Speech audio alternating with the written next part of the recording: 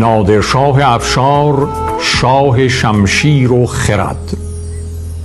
در سال 1739 نادرشاه افشار، یکی از بزرگترین پادشاهان ایران، با لشکرکشی به هند امپراتوری رو به زوال گورکانی را در نبرد کرنال در هم کوبید. ارتش محمدشاه، پادشاه ناتوان گورکانی، در برابر استراتژی‌های نظامی نادر تاب نیاورد و دهلی، پایتخت هند، به تصرف ایران درآمد.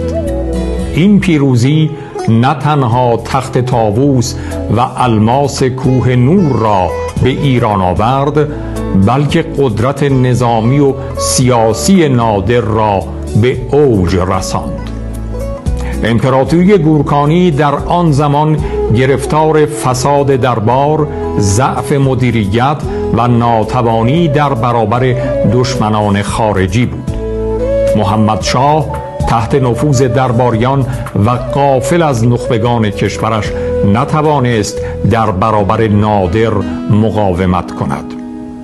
نادرشاه پس از فتح دهلی دستور داد تا دانشمندان، فرزانگان و اندیشمندان هند در کاخ پادشاهی گرد هم آیند.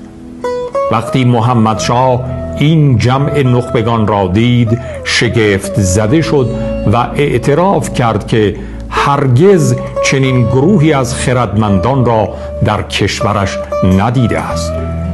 نادر با طعنه به او پاسخ داد: اگر دیده بودی من اینجا نبودم.